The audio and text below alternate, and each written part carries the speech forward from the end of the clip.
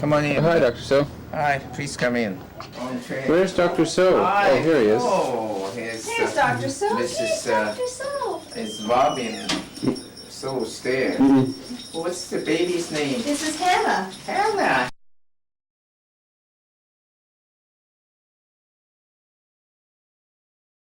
Where were you born, Gunga? Hannah, I was born in a place called Hong Kong. It was a British colony at the southern tip of China. When did you come to Canada? I came to Canada in 1952 when I was a young man. At that time, China had just gone through several years of civil war, and many of the system there, including education, was in considerable chaos. My father, that's your great-grandfather, felt that I should pursue an education abroad. Why did you choose to come to Canada? The majority of students who went abroad to study from Hong Kong probably chose the United States, which have larger schools and universities. Canada was also not very well known. However, I chose Canada because it was different. How did you travel from Hong Kong to Canada? You know, nowadays, you can get on a big jet plane and fly from Vancouver, Hong Kong in about 14 hours. So if you have a good long sleep, you can wake up. When you wake up, you're there. But in 1952, that's exactly 50 years ago, there were no jets then. Most people still travel by boat. And that's how I came to Canada from Hong Kong by boat. You know how long it took? It's auto, I left Hong Kong on the 1st of September of that year, and I didn't arrive at Winnipeg until the 30th of September. It took a whole month. What was your first impression of Canada? Coming from a small, crowded place like Hong Kong, I really marvel at the large space of this country.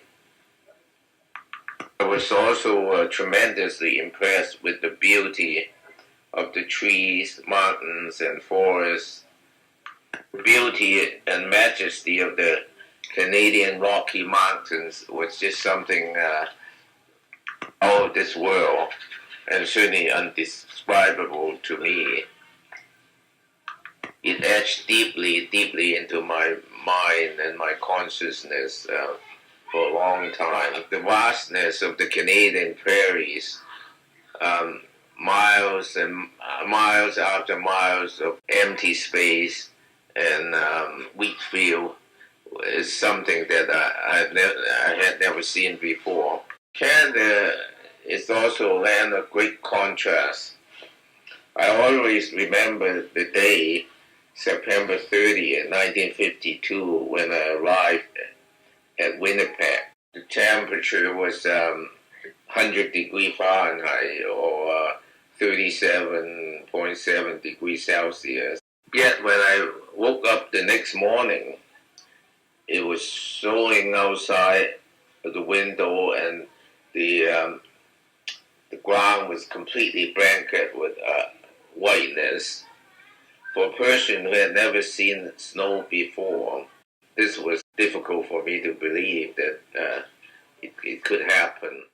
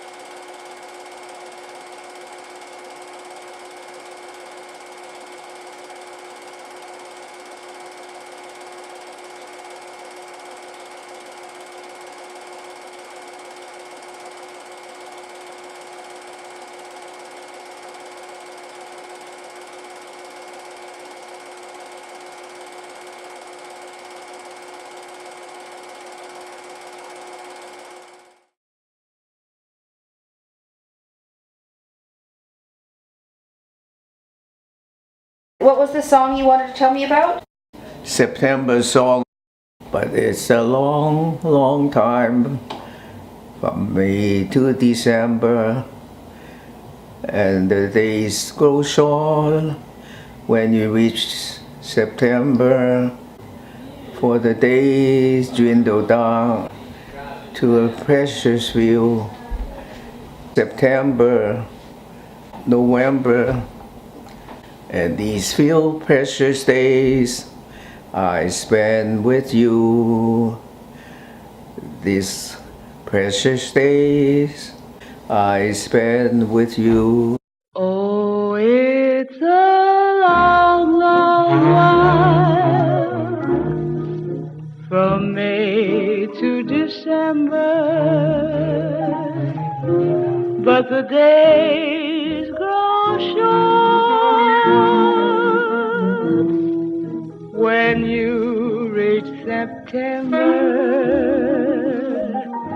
when the autumn weather turns the leaves to flame. One hasn't got time for the waiting game. Oh, the days dwindle down to a precious few.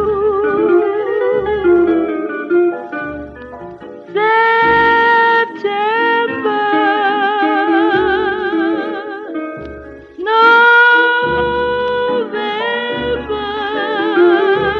and these few precious days I'll spend with you.